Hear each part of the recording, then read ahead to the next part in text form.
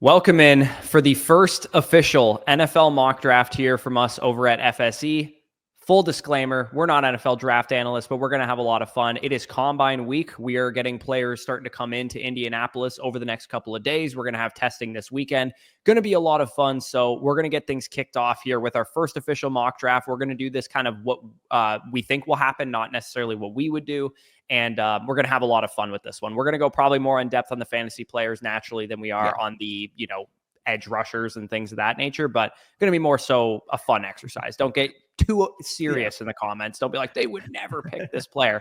It's not that deep, guys. Our opinion in the grand scheme of things realistically doesn't matter that much.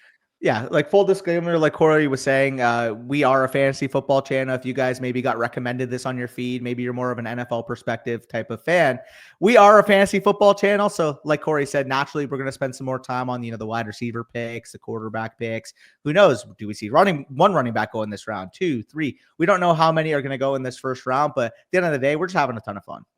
Absolutely. So I'm going to pick from odds because I'm a Tampa Bay Buccaneers fan and they pick an odd number, and Danny's a Cowboys fan, so he's going to pick even. So it works out nice and solid for us, which means I'm going to be tasked with the first overall pick in the draft here. So we're going to get this thing going.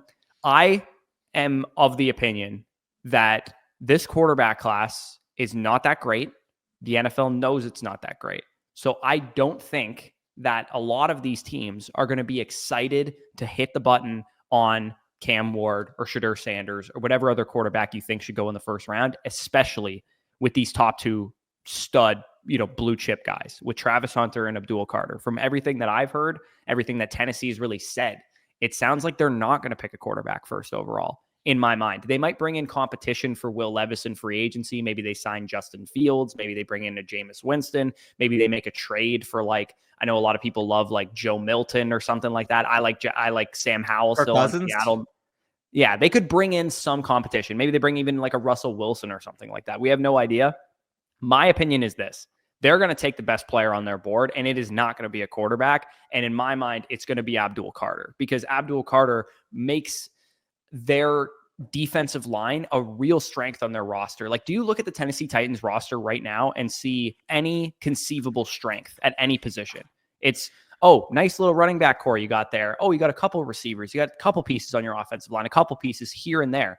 The defensive line, if Abdul Carter is what he's billed to be, which is this, really transcendent level explosive edge rusher, which we saw in the college football playoff, this brings, Jeffrey Simmons and all the other pieces that you have on your defensive line together when you add in a number one edge rusher like this. So to me, I don't think Tennessee is going to overthink this. They're going to pick who they probably think is the best player in the draft. Yeah, I think that's pretty simple as well. Right now, slated on their depth chart, Arden Key's expected to be a starter. Obviously, Harold Landry is going to be on the other side. But if you can get a player like Abdul Carter, who's going to walk in day one, be your number one edge rusher, and now you got Harold Landry now as your two, you have an identity on defense. You have two guys that can get after the passer no matter how much attention is going to be facing them. And with Abdul Carter, again, people are going to throw this comp all around. They're going to see the 11. They're going to see the Penn State. They're going to make the connection, say, hey, listen, this is Micah Parsons 2.0. There's one player that is validly getting those Micah Parsons comps, it's Abdul Carter. Yeah, he's a great player. So are you going to follow the same kind of rationale that I followed, which is, hey, maybe you just take the best player on the board or whatever the case is? Cleveland's an interesting team because not only do you have Deshaun Watson's dead contract money, you probably don't want to invest too much in the quarterback position, at least maybe not in a draft class that's not expected to be very good. Maybe they go cheap at this position, sign a, Baker Mayfield type contract, like what Tampa did when Tom Brady retired. We signed Baker off the scrap heap for nothing. That's what I would do if I was in Cleveland's position. But what are you thinking here? So I think this is the perfect opportunity to set the reset button. Obviously, Deshaun Watson, the situation now, has the torn Achilles. He's not somebody that you're expecting to be the quarterback there for long term. Outside of that, you don't really have much hope at the quarterback position. With them obviously still being tethered to Deshaun's money for the next couple of years, I think their best route of action is to go cheap. And if that's the case, as much as I love Myles Garrett, it may be time to hit the reset button. And I do think in their best interest, obviously Myles Garrett already requesting a trade, being vocal, saying he wants to go to a contender. According to DraftKings, the top teams in terms of potentially trading for him, we talked about Detroit Lions before we hit the recording button here. Washington Commanders are going to be up there. Obviously, if he stays, Cleveland Browns are at plus 500 right now. Philadelphia Eagles are going to be in the mix. And the other team that I was hearing some buzz around, potentially the Niners. For me, I think the two that make the most sense are Washington and are Detroit. If you're in the scenario here, if you're Cleveland, I think the package is going to be some type of combo of 2 1s plus a future 2. I would assume 1-1 would come this year. Probably the 2 would come this year, and then it would be a 2026 1 if I were to guess. So we can go to either of those teams, whether it's the Lions or whether it's the Commanders, and kind of figure it out. So for the Lions, it would look like what, 28, that round 1 pick in 2026, as well as 60. What would those picks look like for Washington? Let me just see comparatively. Yeah, in Washington's case, it would be 29. They're first in 26, and then you could probably throw them 61, and maybe like they do like a 147 for 164 swap or 178 swap or something like that. If you want to, I'll let you make the decision earlier. What team you want to do this. Like, it doesn't really matter to me. Well, let's just say they came out with 2 equivalent trade packages, Washington and Detroit. If that's the case, Detroit actually has the earlier picks with 28 and 60, it looks like. Yeah, so I mean, it's like a 1-pick discrepancy. It would probably come down to like other pieces in the deal. Like maybe they go 28, there's first and 26, 60, and then they throw in like a piece that maybe they'd be interested in, like a player of some kind, maybe an offensive lineman, maybe a defensive lineman, maybe a secondary player, maybe a receiver. Like we have no idea kind of what they'd be thinking. In full transparency, for those of you that are wondering, okay, how'd you get to the package of 2 1s plus a 2? It's basically a redux of the Khalil Mack deal. Khalil Mack was 27 when he got dealt. He got dealt for 2 1s, a 2, a 3, and a 6, I believe. So then theoretically, okay, you add a couple years, now a 29-year-old Garrett, maybe you knock off the 3 and the 6. Yeah. So what I'll let you, do we want to make this trade? I'll let you come up with the trade package if you'd like to. Let's do it. We'll say the Detroit Lions, after the injuries that they suffered last year, seeing the strength of the Eagles roster, obviously going to win the Super Bowl, realize that they need to make that trade to kick up a next gear to compete with the Eagles for going into 2025. We'll just say okay, that. So do you think this gets it done, or are they going to have to add anything else in? We'll just throw like a 4 or something maybe in 2026 or 2025, either or. Well, I mean, I'm going to force it because I think personally this would probably get it done. The obvious question is, if you're Cleveland, you might not want to even deal Myles Garrett. But the way I look at it is this: if I was in Cleveland, you need to reset the roster. You got to reset the roster. You have 2 more fully guaranteed years of Deshaun Watson's contract. You could reasonably, if you wanted to, just suck for 2 years, get a young quarterback in the 26 class, maybe even the 27 class if you wanted to, and get somebody on a cheap deal, trying to prove it. Maybe you luck into something and it's a guy that has some upside, like a Joe Milton or a Sam Howell or somebody like that. Worst case scenario, you just stink for 2 years and you get a quarterback when you can reasonably start to build around him come 26 or 27. So this is what I think they'll do draft. I think Cam Ward would be the pick at 2. Really? So you do think they're actually going to take a quarterback in this situation?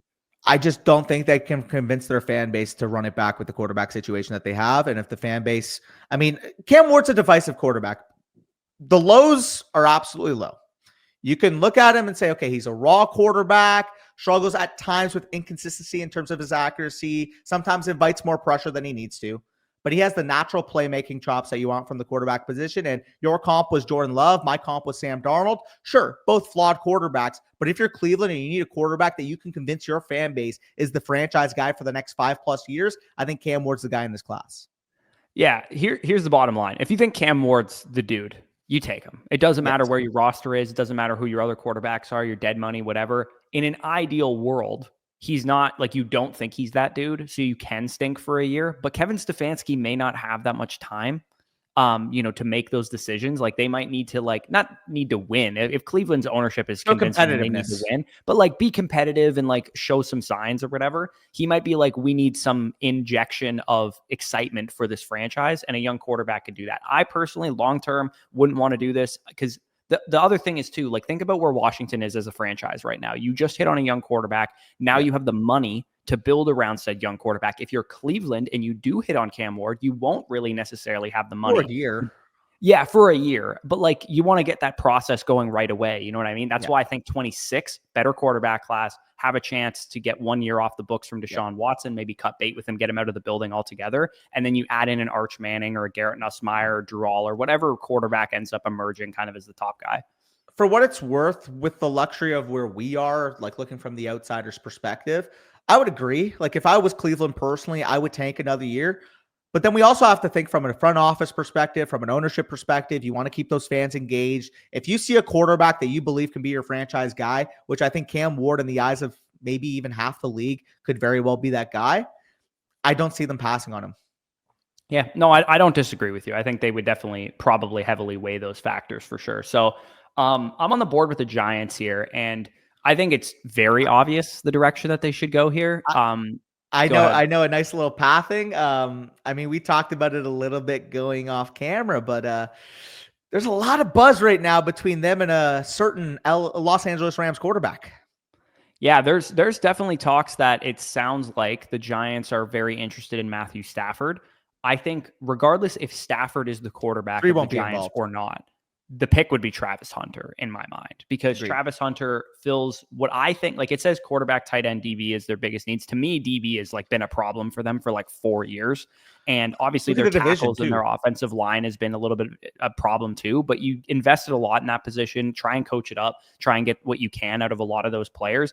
To me, Hunter also, because he helps you on offense as well, and I think he'll probably play primarily cornerback for the Giants in this situation, but he gives you another ancillary piece to go along with Malik Neighbors and Wan'Dale Robinson, some of the other guys that you have on offense there. So whether you get Stafford, whether you sign Darnold, whether you sign a lower level guy like a Justin Fields or Russell Wilson or something like that, I think it makes sense to just take your medicine, take your Travis Hunter pick, and be thankful that Cleveland didn't pick him. I think if you're a Giants fan, this would be a home run situation, because if you're telling me the options are just taking Shadur at number 3 overall versus getting Travis Hunter, the already better football player at number 3 overall, and potentially, let's say in this scenario, it cost them the 36th overall pick or whatever their pick would be in the second round to go get Stafford, I think that's a home run situation, because you know you're getting a top 10 level quarterback, at least in the intermediate, and you're getting a player with Travis Hunter, whether you play him on offense or defense, that is going to give you elite production. If you put him on offense 40 to 60% of the snaps, you're getting at the very minimum a wide receiver 2 on your team. And in fact, we've gone through the film evaluations of Travis Hunter.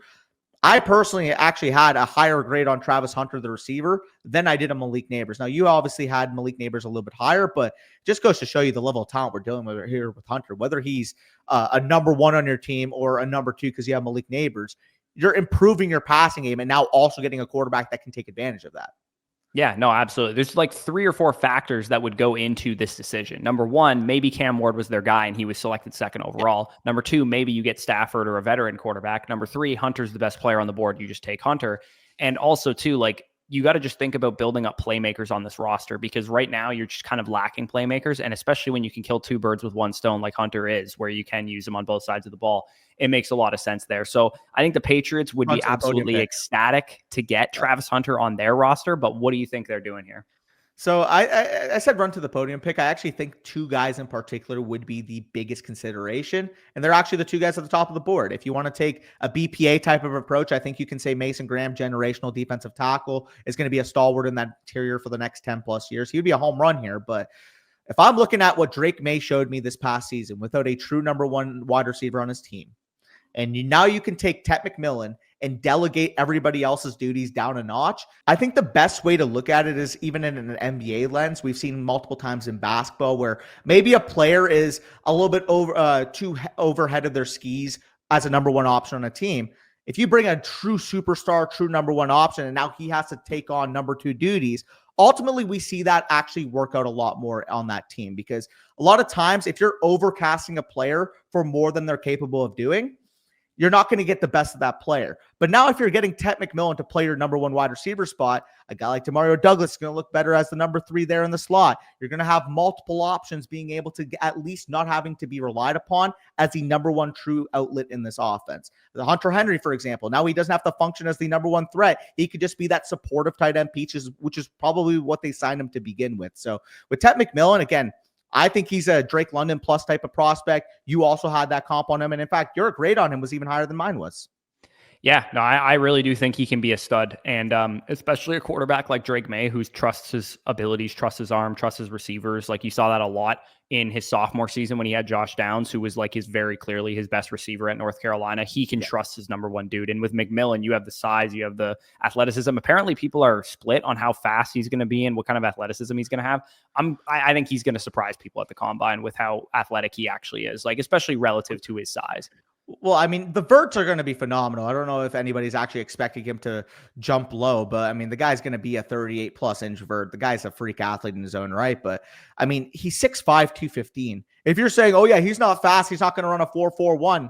Okay, cool. He doesn't have to run a 4.41. Mike Evans ran in the mid 4.5s. Like, that's what I mean. It's that like speed plays big when you're that size. Did you could tell me Ted McMillan runs a 4.55, and that's perfectly reasonable for what we expect him to play like at the next level. Like, sure, there's a difference. He runs a 4.7. Maybe we have some question marks about it, but if he runs a 4.7, I would just assume he pulled a hammy in the middle of the run.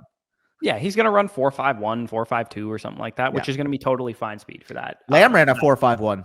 Yeah, exactly. Like it doesn't really matter when you have the good film and the traits and all the stuff that New England really, really needs in their wide receiver core too. Plus he's going to practice against Christian Gonzalez every day. Yeah. And he's going to get a lot better really quickly as a result. So Jacksonville on the clock at number 5 overall. I think this is peak trade down area. If there was a team that was in love with Shedeur Sanders to come up and leapfrog Vegas, maybe Vegas just slides up a spot to make sure they get him. Maybe the Jets slide up. Maybe the Saints slide up. Maybe like there's teams that could come up and see if they wanted to come get Shedeur Sanders. And I tend to think that Jacksonville will be heavily motivated to get out of this pick. So I'm actually going to make a trade.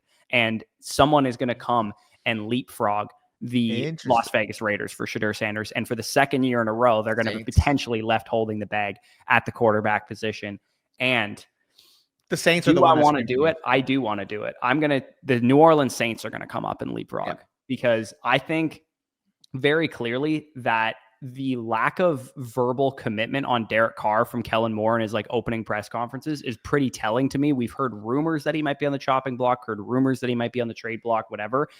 Obviously, this is pre-combine, but I do think once we get to the NFL draft, we might know the answer to this question. Is Derek Carr going to be the starting quarterback of the Saints or not? And in my mind, I don't think he will be. So the Saints are going to come up and they're going to trade up 4 spots. They're going to have to pay their 26-1 to do it because that is a quarterback pick and that is a quarterback tax. Maybe they have to throw in 183 or even 71 or something like that. To be honest, maybe even 71.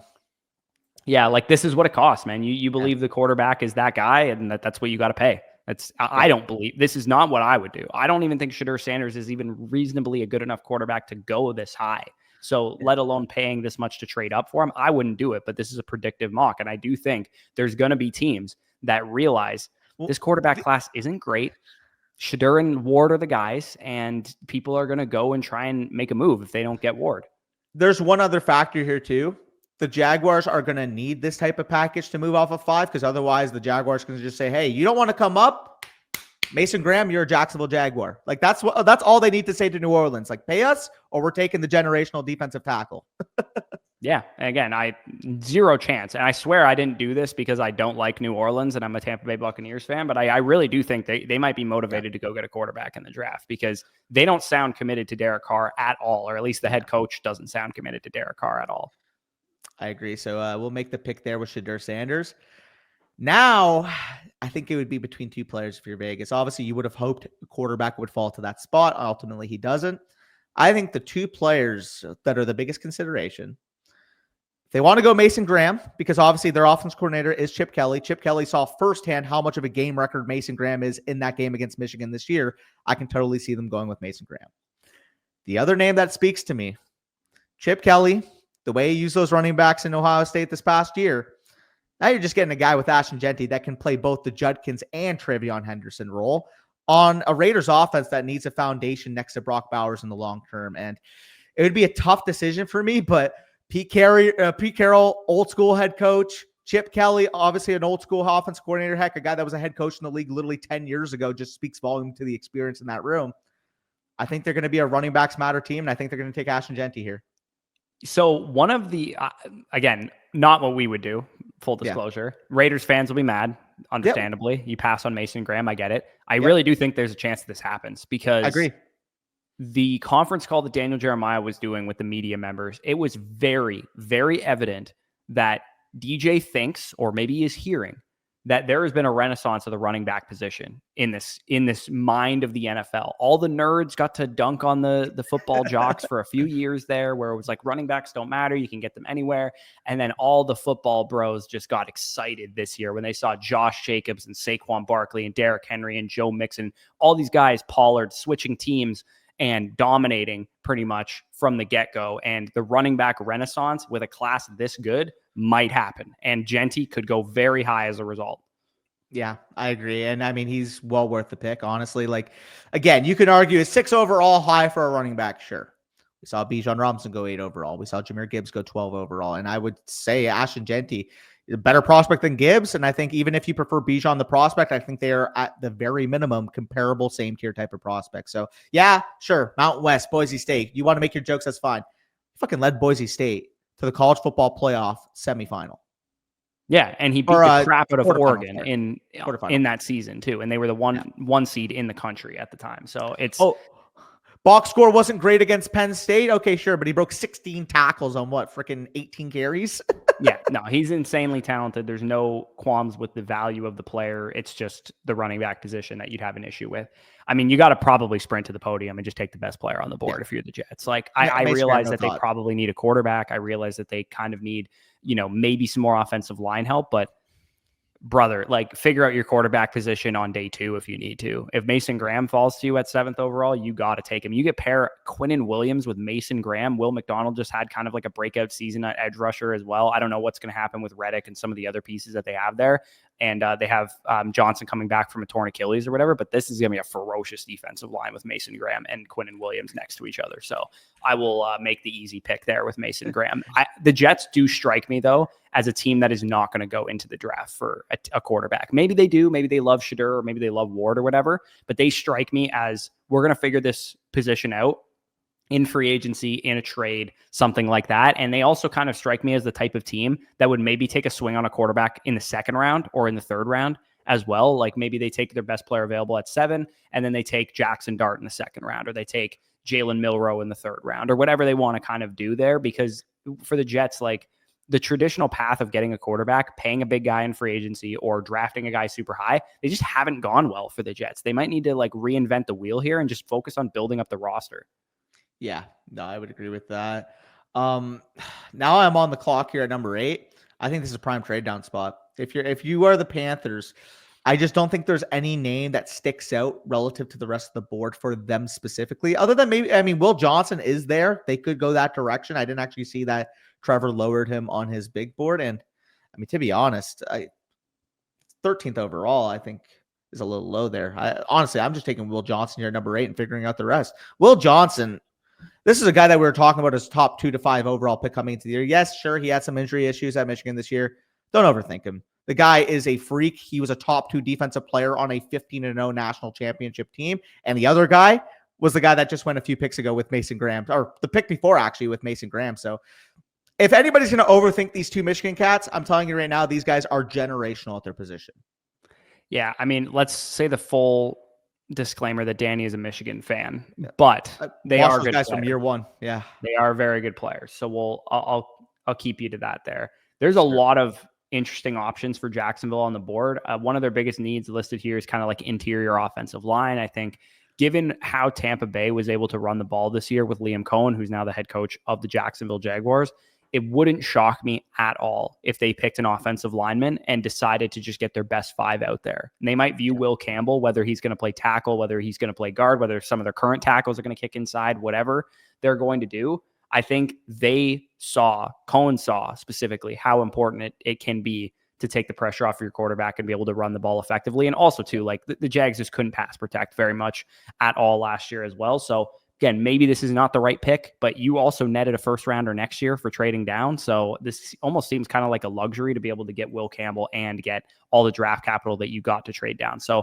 again, I'm going to go with that for Jacksonville. Jags fans, let me know what you think of that in the comments. I'd be interested to know, would you have gone with like a Jahdae Barron there or something like that? Like I personally don't think that there's a lot of great blue chip caliber prospects in this class. And I do think after, let's say, Mason Graham and Abdul Carter and Travis Hunter and those guys are off the board, teams are going to freestyle and free ball a little bit more than people think. Yeah, for sure. No, I think it was Brandon Thorne that actually was a big fan of Josh Simmons.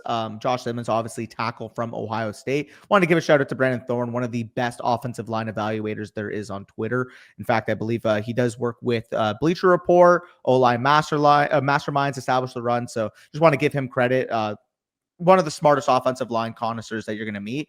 And every time I've seen him mention the name Josh Simmons, I've heard very good things about. A lot of people that I trust on Twitter have talked about him as potentially being the OT1 in this class.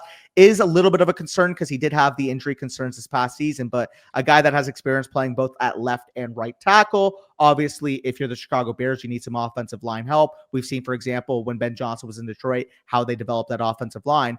If you're telling me that Josh Simmons has the opportunity to be tackle one in this class, and you're a situation in Chicago where you have the young quarterback, you have a head coach in his first year, you can potentially wait for him to get back into pre-injury form. I think this is a spot for Simmons. Yeah, like I think in a class where there's not a lot of consensus on the players too, it's going to go one of two ways. It's either going to go that these lower valued positions who are better players get pushed up the board, like Jeanty, for example, or people are just going to reach on the high valued positions. And I'm not saying that Josh Simmons is a reach necessarily, but edge, tackle, like some of the actual solid positions in this class, they might just fly off the board because there's not a whole lot of consensus on like other prospects. And they're like, well, we might as well just take an edge rusher. We might as well just take an offensive tackle. Yeah. Like I remember a couple years back when like Lucas Van Ness started getting ripped off the board. And like, what year was that? 23 or 22? 2023, I believe. Yeah, like the edges just started flying off the board that year because the class in general like wasn't that highly, depth of first round kind of talents, and people just started ripping off the edge class. And I could see the same thing happening this year because I know the defensive line class is expected to be very, very solid. I mean, speaking of the defensive line class in a second, we'll wait till the Cowboys pick because I would potentially see if any teams want to deal up, but I'll let you handle with the 49ers. Obviously a weird spot for the 49ers, obviously a team that we've grown accustomed to being an NFC championship, Super Bowl caliber team, getting an early pick here at the number 11 spot, and a couple really nice, interesting options for them still here. Yeah, there's a few players that just, based on what I've heard from like scouts and stuff, it just sounds like they might not even just be on the board at this point in time. So like part of me wants to go with, because this is supposed to be a predictive mock, to think about that. Where's the Georgia linebacker? Is he somewhere? I'm just curious. Oh, you're talking about Jalen Walker? Yeah, Jalen Walker. Yeah. People are talking about him potentially being like a converted edge or like, kind of playing all over the place. I don't think I'm going to take him here because I don't think he makes a ton of sense for San Francisco.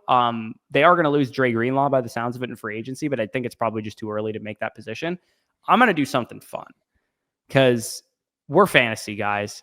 I personally don't love this prospect at 11th overall. However, the absolute ceiling comparison is the guy that he would be replacing in this scenario. I think Deebo Samuel is as good as gone from San Francisco. And thing I'll ask you, Jawan Jennings is on a contract extension. They just drafted Ricky Pearsall. You're expecting Brandon Ayuk to be back, especially with the extension that he has. Do you think they have the affordability to draft another first-round receiver 2 years in a row? This, again, I think this might just be them. I think Shanahan does a really good job of identifying who fits his scheme, identifying who fits his offense. 49ers fans get mad in the comments. I don't care. I think this would just be something that Shanahan would love to do. They need offensive tackle help. They need D-line help. They need probably cornerback help as well. I think that they would fall in love with Luther Burden here, man. I'm dead serious. Maybe they would even potentially consider shopping Jennings or something like that too if they wanted to, stick to this pick. Again, maybe you hate that. Maybe you don't.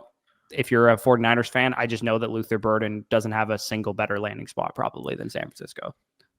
And I alluded to it. Obviously, in a scenario as well with Burden and Jeanty off the board, I think it only makes sense for the Cowboys to evaluate their options of an offer. And I do think a team that maybe needs an edge or maybe needs a versatile defender like Malachi Starks or Jediah Barron are going to be the ones most interested.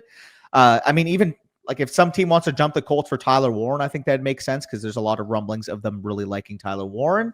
I'm just looking down the board at what teams could potentially make sense for a deal and what it would maybe look like. So if you're looking at, Tampa Bay, obviously, if you guys want to come up and get an edge rusher, you guys can do that as well. Like, for example, I tend to think that once the like blue chip players and quarterbacks are off the board, that a lot of teams are going to want to trade down and not be able to find anybody who will be willing to trade down. You know what I mean? Like that's the tough part with this class is I don't think there's like a lot of distinctive tier breaks across the league for every team.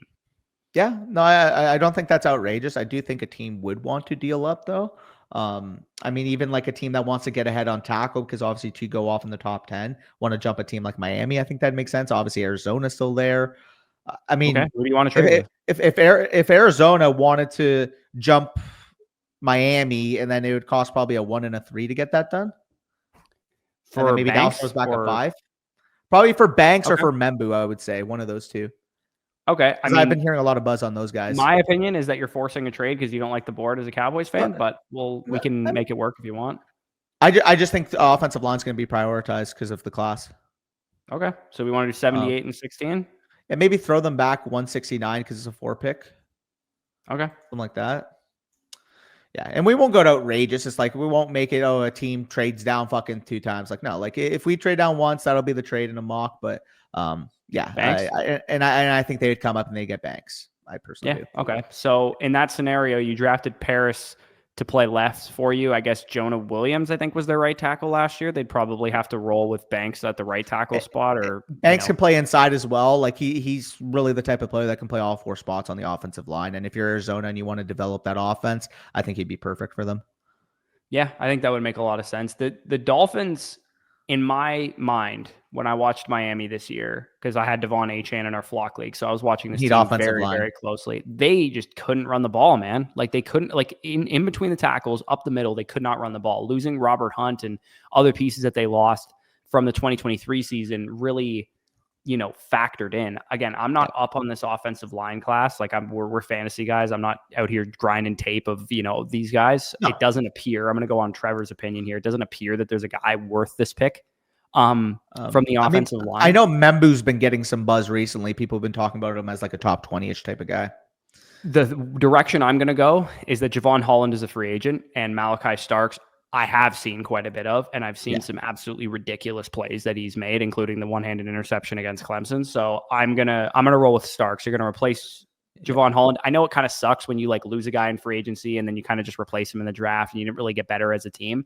But like man coverage and things of that nature, that's important. And having a guy like Starks who can make plays on the back end, I think would be really important in Miami, knowing what Holland has meant to their defense. Well, Poyer, I believe, also a free agent for them. Well, that's what I was going to point out. Like, even if you re-sign Holland, your second safety is Poyer. Even if you were to bring back Poyer obviously an aging player at this point. He's 33 years old, turning 34. Yeah.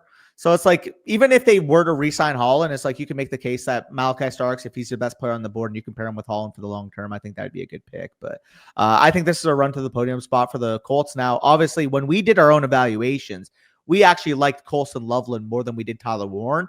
But based off the sentiment we have seen from NFL media, seems like teams are falling in love with Warren, and I do think the Colts are one of them. Yeah, no, so one of the things that was also apparent on DJ's conference call when I watched it was it sounds like Loveland and Warren are going to go really high. I personally can't imagine some of these teams needing a tight end that bad to the point that they would have to take one. Like the Panthers aren't going to take a tight end at 8, are they? Like, you know what I mean? Like, I don't see that. The Jets at 7. Like I maybe, but like, I don't know. I don't see them passing on better positional values who are like comparable prospects.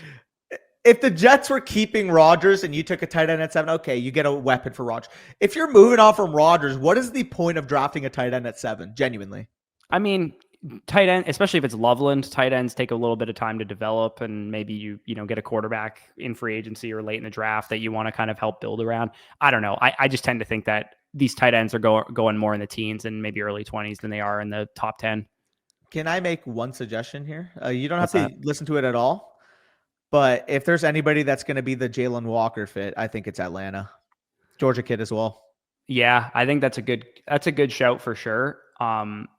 It's your pick. I'm just making I'm going to go in that direction because I don't really agree with where Trevor has him ranked based on every other analyst that I've heard say that he should be like the 6th pick in the draft or whatever. Like, I've heard a lot of people say a lot of high praise for Jalen Walker. So, again, the pass rush grade is like kind of the strength of the type of player that he is. Again, we're not up on the linebacker class the way we are the wide receivers and running backs, but I think Jalen Walker. How many years in a row have we mocked edges and fucking linebackers to the Falcons for them to not take one, and they took for them to take Michael Penix? Like, they need to take defensive linemen. Like, you can't just like let Grady Jarrett do everything for 10 years in a row without ever getting him any help. Yeah, I know. Kudos to their defense was better than we expected considering they didn't add an edge. But holy crap, it's built back to front though, and like if you have a real defensive line threat, then you don't have to like rely on Jesse Bates to be the best safety in football all season long, like he was last year. Yeah, wasn't Simmons actually like pretty good for them too on the back end? Yeah, like their defense was just like so good, but it was back to front completely. Like it's a weirdly built defense. I think just get some help on the defensive line because I feel like they just have like a bunch of guys and Grady Jarrett there, and Grady's getting old too. So For sure. But we're back on the clock here. Obviously, the Cowboys, they do make that trade down, get that 3 for the 5, basically swap I for got to run to the Arizona to get podium their pick for you tackle. guys. I got one too. I mean, it's just going to be a Emeka Egbuka here. Yeah, that would be my pick as well. The other guy that I would have considered there would have been Kenneth Grant if they wanted to go to the IDL option. Because, I mean, Kenneth Grant's like a 345 pounder that is freakishly athletic. But you have an offensive coach now. Brian Schottenheimer, obviously promoted from OC to be that head coach. You bring in Clayton Adams. I'm assuming they're probably going to address the running back position at some time on day 2.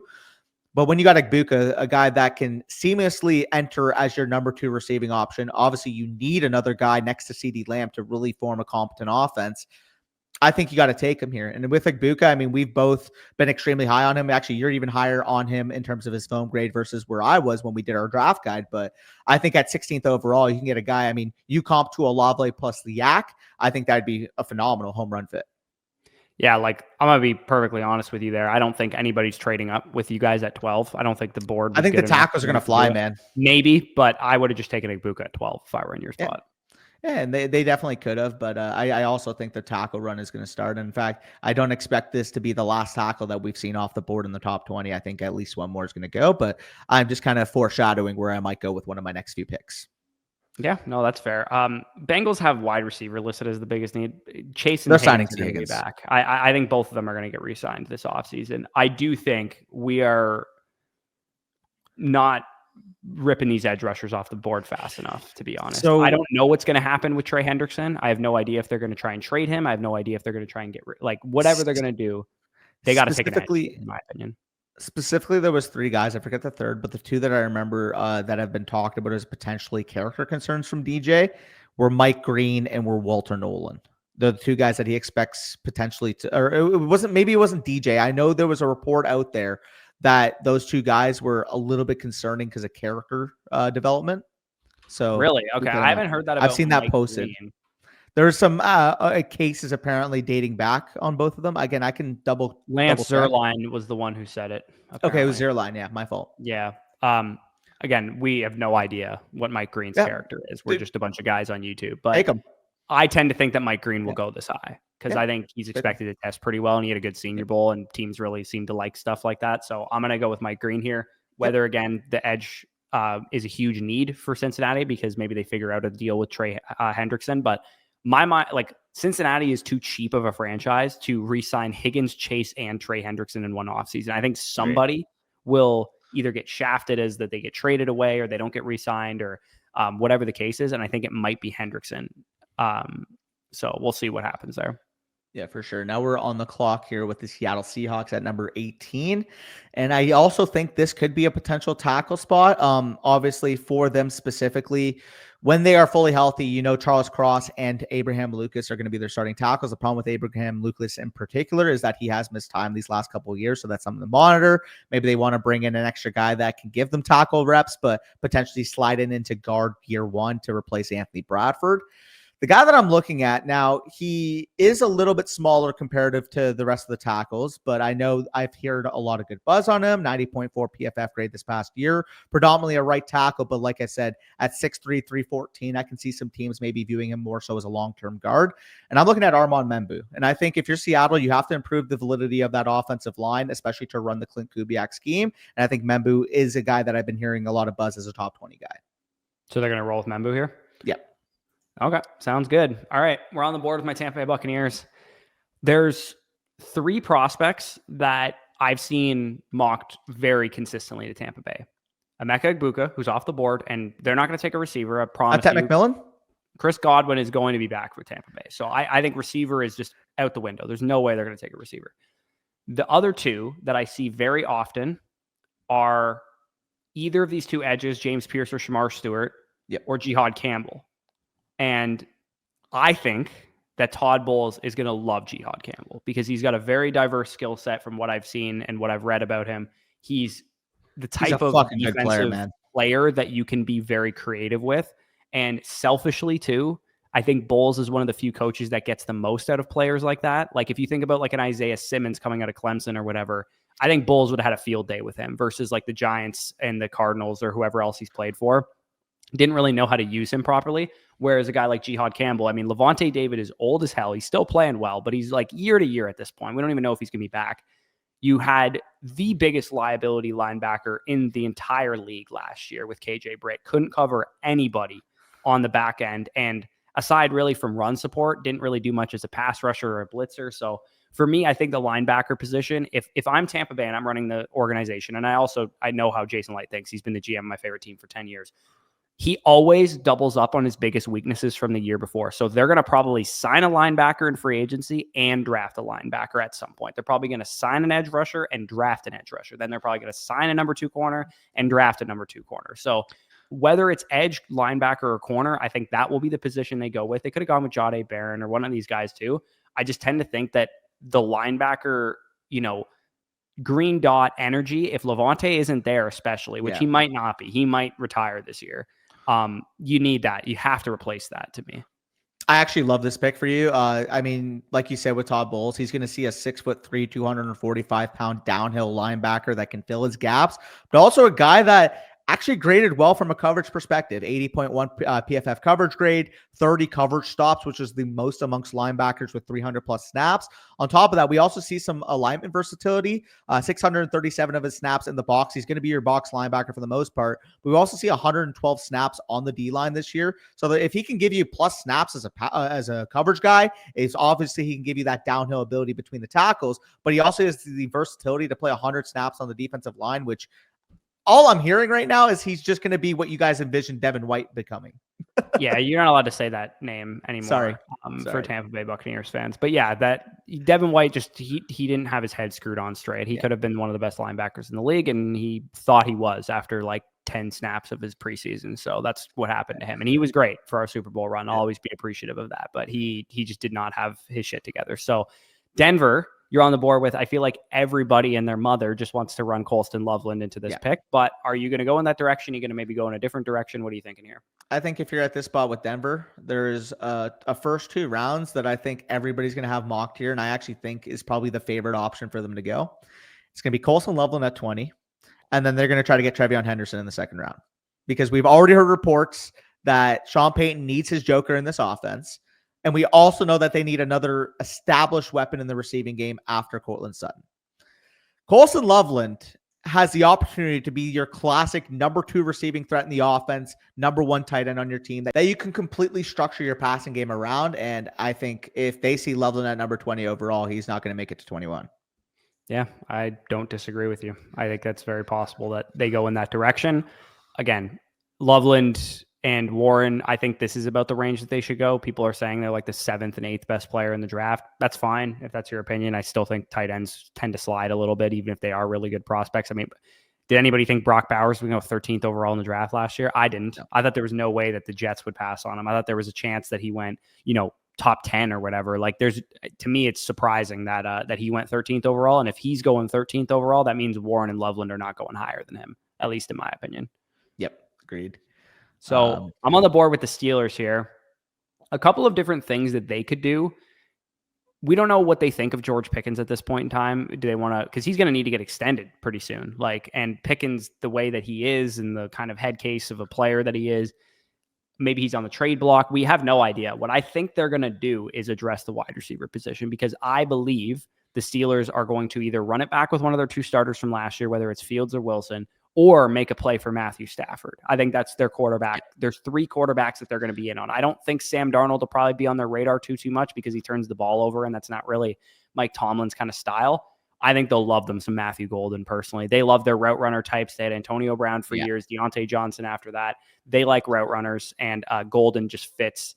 If Pickens is there, if Pickens is not there, I'm not exactly sure what's going to happen. But if Pickens can take away those number 1 X wide receiver snaps and play against number 1 corners, Golden's going to be able to do damage either at the Z or in the slot, wherever you want to play him. And it reminds me of how you wanted to deploy Jordan Addison, which is why he's my comp for Matthew Golden. You want him alongside an X receiver who can take away those number one corners. And whether that's like a Justin Jefferson caliber player like Minnesota has with Addison and Jefferson, or just a guy who aligns at X a lot, like maybe a Sutton or maybe a Pickens like this, I do think Golden fits all of those situations. Yeah. And I also think it makes the transition, because I'm sure they haven't given up on Roman Wilson, but I think it makes the transition for Roman Wilson, the expectation for him to be more of a number 3 receiver, a lot more palpable for him coming off of what we saw was an inconsistent at best rookie season. Obviously, he did it was miss just time bad. with the injury, but yeah, to be fair, he did miss a ton of time with injury. But you have a guy like Matthew Golden that can just, like I said earlier, you had a true number 2 that maybe takes a lot of that responsibility off of Roman's plate, and he can just go out there and separate vertically. I think that would make this entire Steelers offense a lot better. So now we're at 22 here, and we see the first need on the board there. We've also already heard the reports from Daniel Jeremiah that teams will be higher on running backs.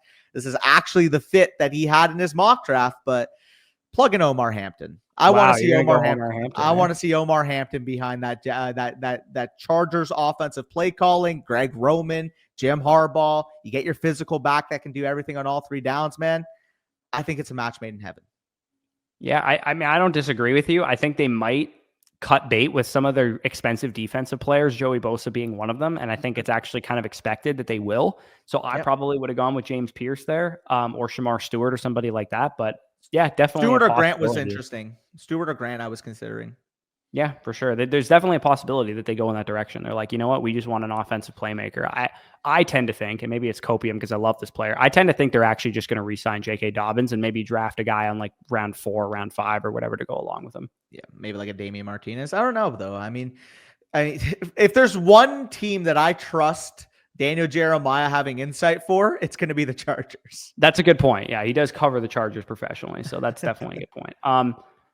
I feel like the Packers only ever draft edge rushers in the first round, and I feel like this is probably what they're going to do as well. Is they feel like the best player on the board is probably like a James Pierce or something that. Would they take a 240-pounder is my only question. Yeah, that would be a good thing to bring up, because they generally lean towards the like bigger guys, like when they had Preston, Zadarius Smith kind of guys. They could go Stewart. They're a hard team to figure out, man, because like everyone wants to like be like, oh, they need a number 1 receiver. Let's give them a number 1 receiver. It's like they're not going to. I mean, with Golden, Igbuka, and all these guys off the board, it's probably not likely that they're going to go in the direction of that. And the interior line class, they could also probably use there. I don't think it's that strong from what I've heard. Maybe they could convert a tackle inside or whatever. I'll go with your recommendation here. I'm going to go with Shamar Stewart. I think Shamar Stewart would kind of fit what they like to do.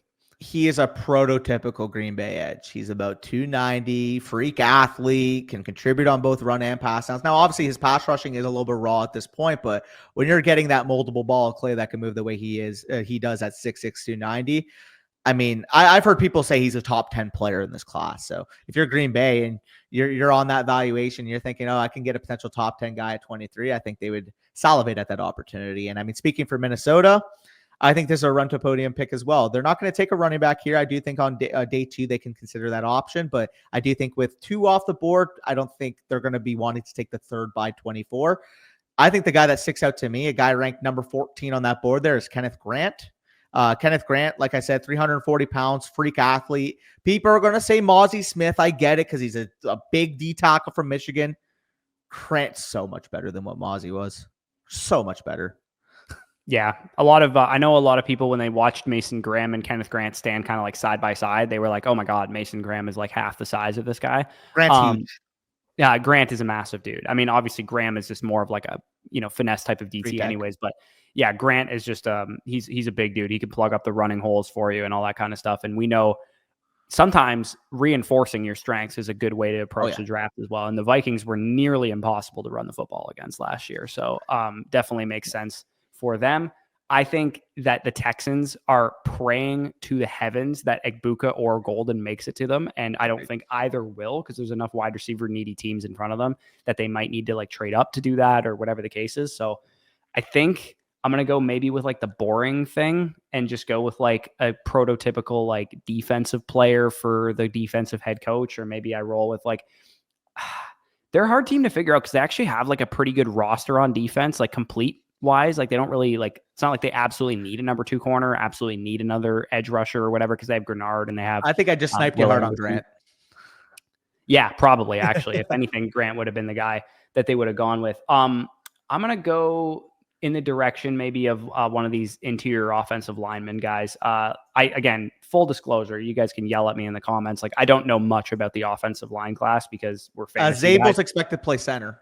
Zabel's expected to play center. Okay, let's roll with a guy who's going to kick inside. North Dakota State. I mean, Cody Mauch, shout out, has developed into a great, honestly, borderline Pro Bowl level guard for us in Tampa Bay. And I know Jason Light will be pounding his table right now, pissed that North Dakota State offensive lineman got sniped away from him. He probably was like hoping he'd fall to him in the second round or whatever. But yeah, I mean, the Texans kind of just need interior help. They couldn't run the ball at times this year. I mean, Mixon had a great start to the year, but then they kind of fell off. And then Stroud having interior pressure when he's not like the most creative quarterback in the world was probably an issue for him. So beef up the offensive line. Can't really go wrong with that. Speaking of the offensive line, that's, I think, where I'm leaning here with the Rams. Obviously, tight end would be a luxury if Loveland or Warren were here, but unfortunately, McVay's going to have to wait another year to get that type of, versatile piece of tight end. I mean, who knows? Maybe in this scenario, day 2, second rounder, third rounder, they want to take a flyer on a Fannin type or an Arroyo type. But specifically at this 26 spot, especially after trading Matthew Stafford, I think if you're going to build around Darnold, you're going to need another offensive lineman added. They do have Alaric Jackson and Rob Havenstein as their 2 starting offensive tackles. I know their interior, people were saying some good things about as it progressed throughout the year. Maybe because Havenstein is older, he is going to be 33 this year. You want to look at a long-term option. And for me personally, that would be a guy like Josh Connerly from Oregon. I know people have talked about him as having high upside. Maybe a guy that you don't want to throw on as a year 1 starter, but by year 2, maybe you move on from Rob Havenstein and Connerly can take over at right tackle. I think that'd be a very reasonable and a Rams type of move, to be honest. Like, just getting a guy that can be a plus starter. Yeah, I mean, trading their first round pick would be more of a Rams move, but that's true. Yeah, they could. They always hit on offensive linemen, man. I swear, like Steve Avila a couple years ago is the guy that I'm thinking about too. Yeah, no, for sure. There's a number of different directions they could go. They're always a hard team to mock for, I find. Like, sometimes you think, oh, we're going to go offensive weapon. I know they were apparently trying to trade up for Brock Bowers last year was one of the things that they were trying to do. I think they could be very in on like a Burden type this year if they were trying to get up for a guy like that. The wide receiver position, I mean, we've long said that they're probably just going to draft Jack Besh in the 3rd round or whatever and just be on their merry way for the Rams. I'm going to go see Baltimore is also one of these teams that you just can kind of rule out the like fun positions. They always just go with like a meat and potatoes pick with their selection. I feel like James Pierce is kind of just like, oh, the Ravens are just going to get another like better talent falling to them in the draft. I'll roll with James Pierce here. I believe Owe is a free agent after this year, so you might have to make a decision on him. And you also you're Baltimore, like they tend to just draft edge players at will.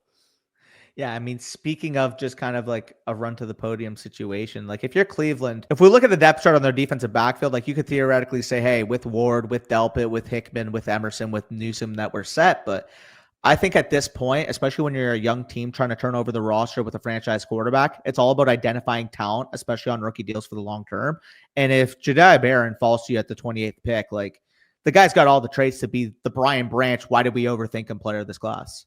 Yeah, well, that's, I think, precisely why, like, I know Trevor has him ranked as high as he did. I know Trevor Sikkema very well. He's worked for the Tampa Bay Bucks for a while. He loves versatile defensive backs. He had Cooper DeJean, like, Winfield, 6th overall player last year.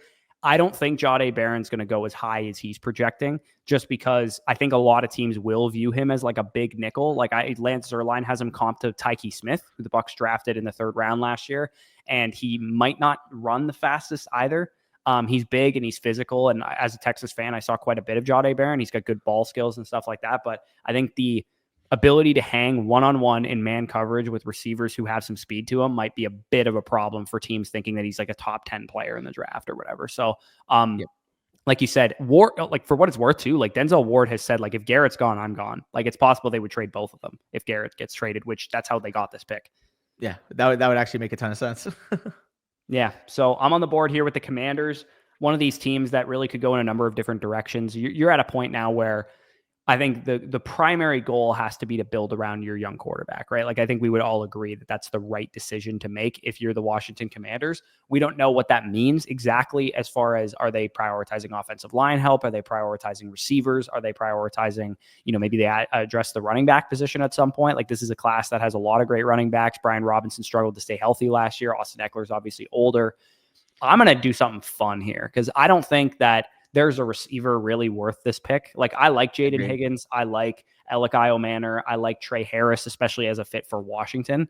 But I don't think that they're worth the 29th pick in the draft. Personally, I'm going to take Treveyon Henderson and I'm going to upgrade basically the Austin Eckler role into, that's how our primary rushing threat is going to look. And B-Rob's going to be also only 1 year left on his rookie deal. He's going to be kind of our short yardage guy because Henderson obviously doesn't really have a ton of experience working as 250 plus carries in between the tackles. That's why they had Quinshon Judkins this year at Ohio State, but he can give you the Austin Eckler role plus and be your second best weapon in your passing game behind Terry McLaurin.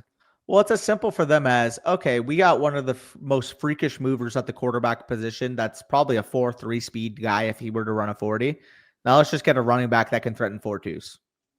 Yeah, and like maybe they go out and make a move for a wide receiver via trade or something like that, and that's why they don't address the receiver position. Like I do think receiver is definitely a bigger need for them than running back would be. Cooper Kupp? Yeah, Cooper Kupp would make a lot of sense. There's guys that could be available that would make sense for them.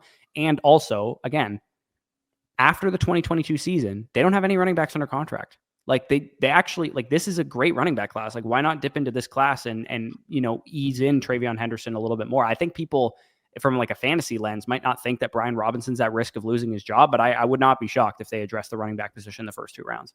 Yeah, for sure. But we can move on to the next pick here from Buffalo. And I think obviously wide receiver is not really going to be in consideration here, given the board that we're looking at. It'd probably be between those other 3 positions that we see here: defensive line, linebacker, cornerback. Now, obviously Milano dealt with some injury issues this past year. And once he went out, we did see their defense really take a step back. Their defensive line, I mean, the Bills taking a defensive lineman. If it's not on day 1, it's going to be on day 2 at some point. Like it's round 2, round 3. The Bills draft a defensive lineman in the top 100. It feels like almost every year. So it'd be foolish of us to kind of write that off. And I don't really think there's a linebacker worth the pick here. So it'd probably be between, for me, probably be Michael Williams personally. I think he's probably not going to be on the board at this point in the draft, to be honest. It would be between him and if they wanted to take the home run shot on a guy like Siobhan Ravel, I think that'd make a ton of sense. Obviously, Ravel did miss this past year with the ACL injury, but you're looking at once Benford actually got hurt in the NFL playoffs, their defense, their coverage just simply fell off a cliff. Obviously, Kaiir Elam has not lived up to expectations. So you want to take a guy home run swing on a guy like Siobhan Ravel. I think that would also make sense. I think that's where I'm going to lean here. I just think the talent, like he'd go top 15 if he played this year. Yeah. I mean, East Carolina corner seems like a little sketchy pick to make in the first round. I don't admittedly know much about him, so I'll rely on 6'4", 200. Good athleticism when he's healthy.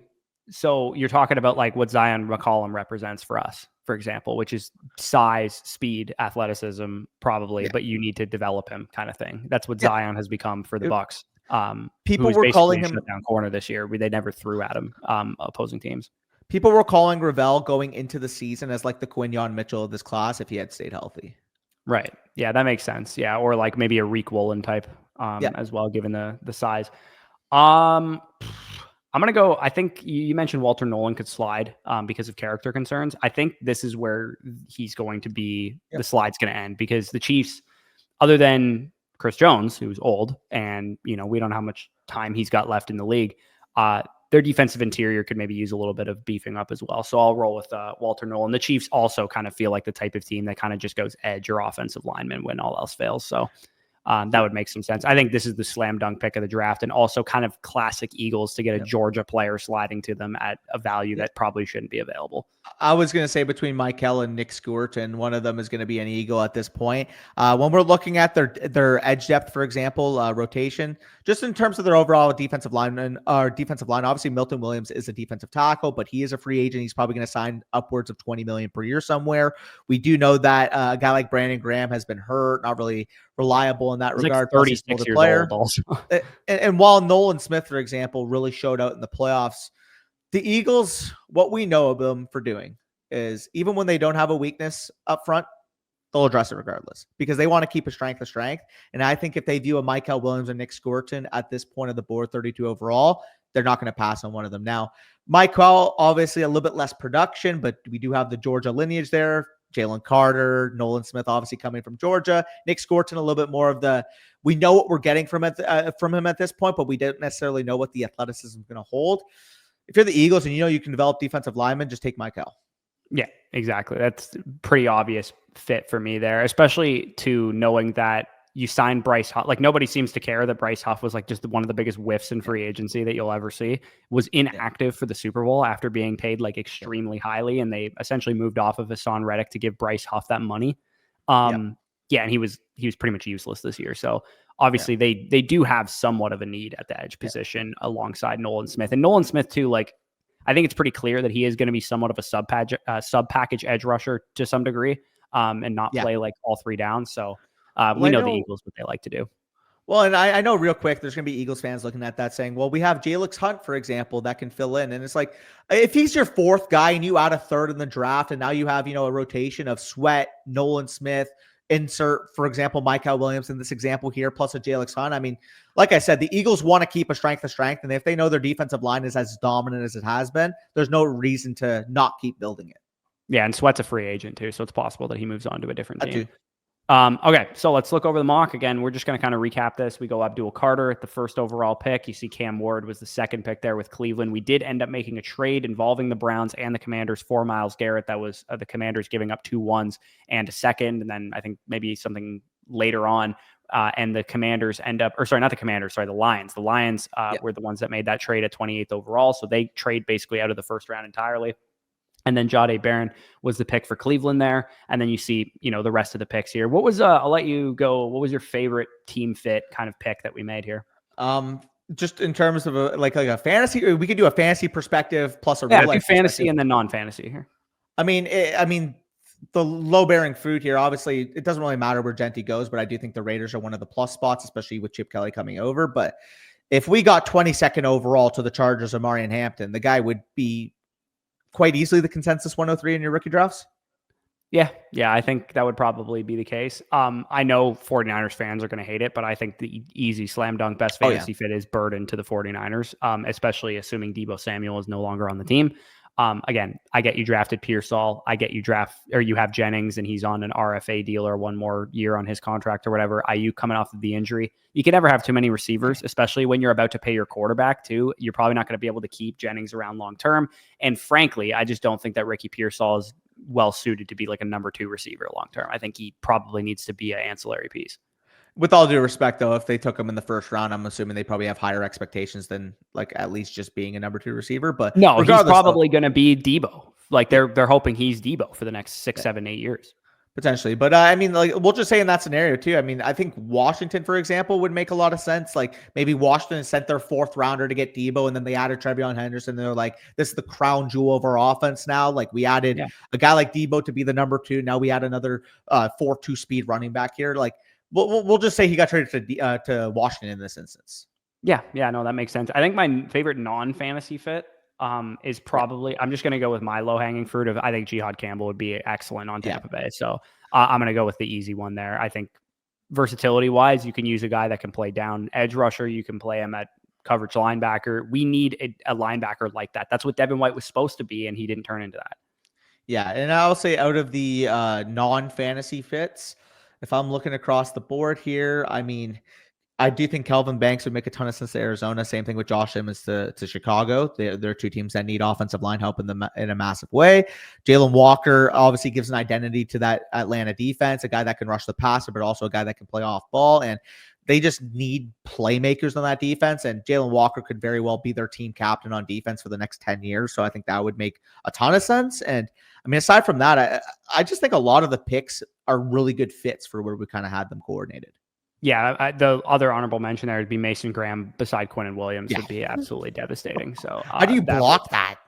You don't, especially with the way Will McDonald played last year and Jermaine coming back from injury or whatever. Like you got a really good defensive line core there. So no idea who's going to play quarterback for the Jets. Maybe you find them on day 2. Maybe you find them in free agency, like we said. But yeah, that's the end of the mock. Again, feel free to leave us your thoughts down below. 49ers fans, you can come from my head when you want to. I already know it's coming.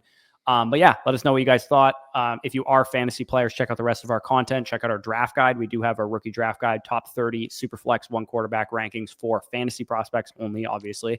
And you can check that out. That'll be linked down below in the pinned comment if you guys are interested in that. Check out the other Dynasty content, like I said. But with that being said, peace out. We'll talk to you soon.